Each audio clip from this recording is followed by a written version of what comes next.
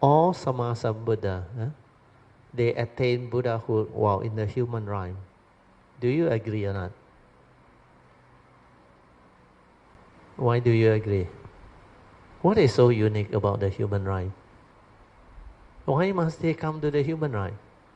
My little bit understanding, little bit. Okay. Because in human realms, we have good and bad. Good and bad, yes. So that is one of the reasons. So in human realm, they can really practice to perfection. Okay. Yes. Any more? Anybody else want to try? Just give it a try. There's so much suffering in these human realms with the five aggregates of form and mind. Yeah, there is one of the reasons. But why they choose human right? What is so unique about human right? Good. Yeah, Alicia. 因为那些菩萨或者他们都很有compassion， 然后因为在娑婆，他们就是因为要来度我们，所以他就来到就比方说地藏王菩萨，其实他可以attain 他的 Buddhahood， 可是他留在娑婆，就是一直因为 compassion 要度我们众生，然后他看到在这个娑婆的还有很长，他们要留在这里。来度众生，阿弥陀佛。阿弥陀佛，sadhu. Let us rejoice. Sadhu, sadhu, sadhu. Okay, let me explain a bit. You see, the uniqueness of the human rhyme is Theravada tradition always explain this. They tend to tell you all Buddhahood has to be realized in the human rhyme. Not necessary. Yeah. But why did most Samma SamBuddha, I will use the word all. Actually, it should be most. Yeah. They choose the human rhyme. Because this human rhyme is very unique. It's just like what Alicia mentioned, because she has very strong affinity with Tizangwang Pusa, Earth-store Bodhisattva. And Earth-store Bodhisattva like to help beings who are born in which rhyme? Why did he choose that? Because they have a lot of suffering beings there. So what he did is not to really teach them the Dhamma yet. He go down there with his vow to help them, 度众生, help liberate. You understand? Because down there, they cannot study Dhamma. Understand? Because it's suffering rhyme, full of suffering. How to cultivate? That's why to realize Buddhahood, they never choose the hell rhyme. You understand? But to do them, help them. That's why they do all the chanting. Chao tu. You know what is chao tu? Like you invoke power of merit, you transfer merit, understand? For them to have better birth. So that they can have the condition to actually take the human birth and cultivate. Deva rhyme also can cultivate, but more difficult. Why? Not only sensual pleasure. Why did the Buddha to be their last life, they always go to Tusita heaven. They wait up there before they come down. But some don't wait up there. In fact, Sakyamuni was up there in Tusita heaven. Then this Maitreya also supposed to be there. Why do they choose that? The reason being, hell, too much suffering, no condition for the beings there to learn Dhamma. So, they will not go there. Heavenly rhyme, all the Deva rhyme, Brahma rhyme. Brahma rhyme are form rhyme, Rupaloka. Then the Arupa Loka even more fine, more difficult for them. But at least the sensual realm of the Devas, there are more opportunity. They can understand very fast actually, but they are what they call pitfall. I won't say pitfall, the word is too strong. Their main disadvantage to be born in the heavenly realm is because they don't experience suffering until before they die. Do you understand? When they start to sweat, when they start to emit that type of smell, then people know you are dying already. So it's just like human right there. Wow, you are so sick already. You are about to die already. Then that time, nobody will look at you unless they are real great beings or bodhisattva with love, compassion, and they have the affinity.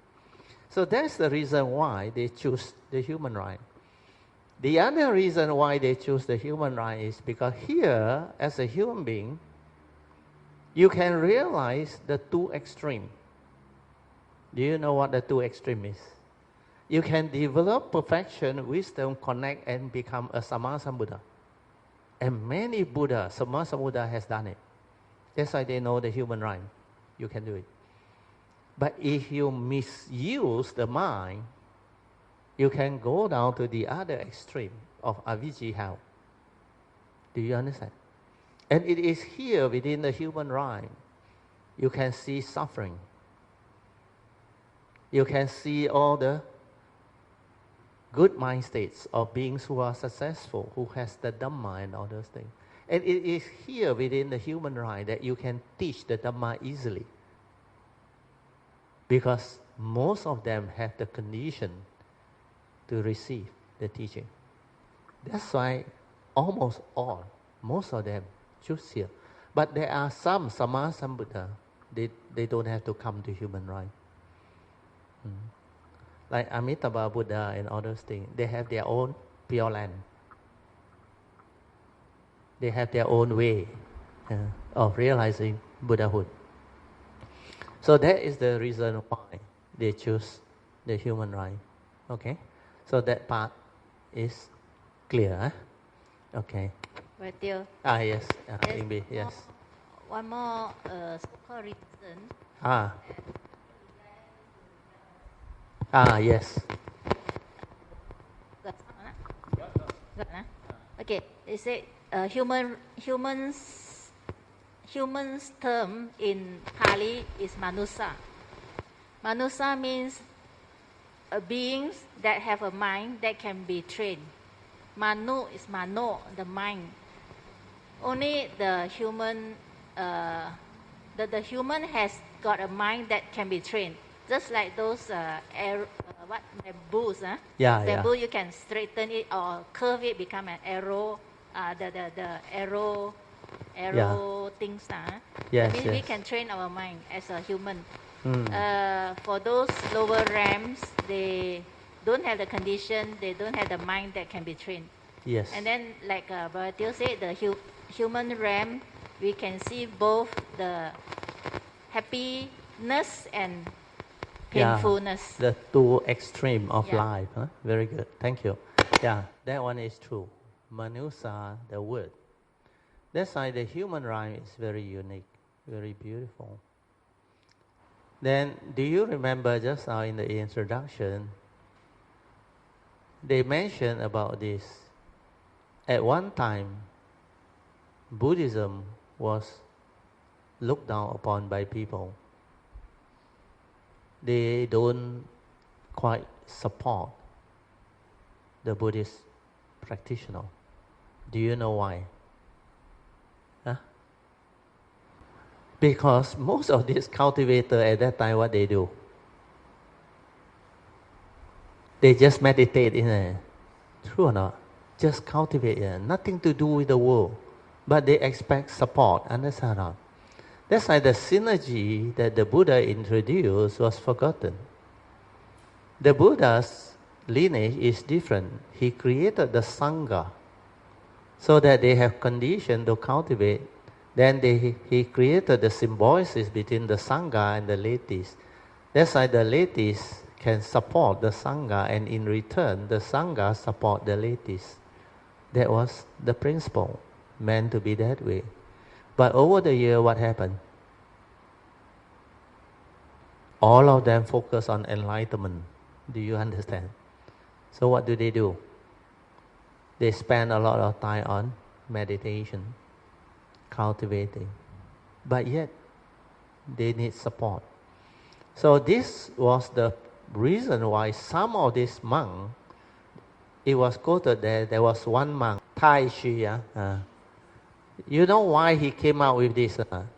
That's why Yin Sun supported him. He said Buddhism must be related to life. Otherwise, people will not be interested. That's why life itself is the cultivation. Life itself is where the Dhamma is supposed to be. Because this is where truth can be applied to help mankind, humanity. That's why he talked about humanistic science or humanistic benefits to the people.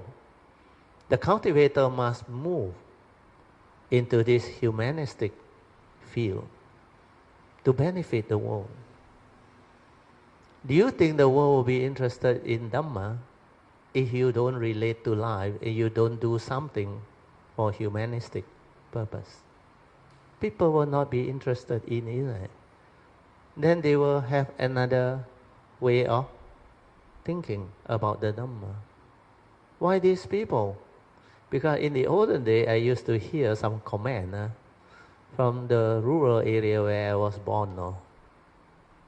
He said, of all things, why you want to become monk? You know what the idea is? Monk don't need to work. People feed you. That's what they think now. And the lay people say, well, no, these monks are lazy people.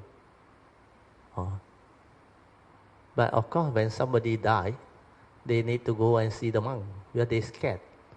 They think the monk can help them, can do the chanting and all those things. That's why there is this ignorance that caused this misunderstanding and all those things. So the need is symbiosis, but it was never made known through an understanding so that people know what this is all about. It is more towards understanding that Dhamma is life itself. You have to integrate with life. That's why I like the Tzu way of defining the new modern day Bodhisattva. That's why the title have here the word modern day Bodhisattva, because without this integration with society, with life, it's very difficult. Very, very difficult. So modern day Bodhisattva practitioner is very important.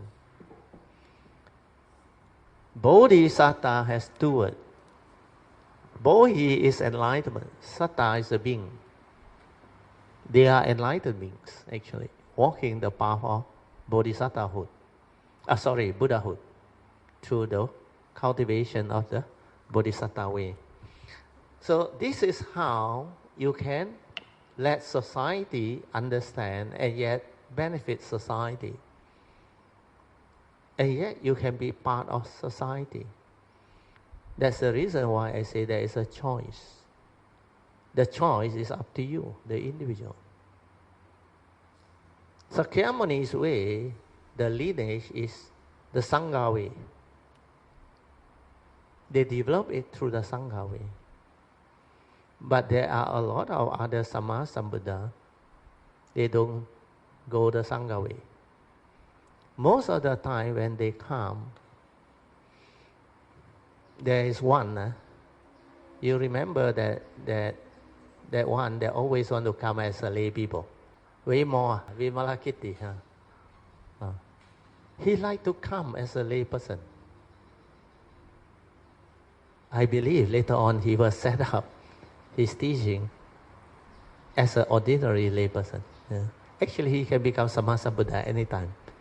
But he, like Kuan Yin, they all choose not to do it. They have their reason. And all these are the unique way of all these great beings. So now that you understand the reason why they choose the human right, then you must integrate it with the society, humanity.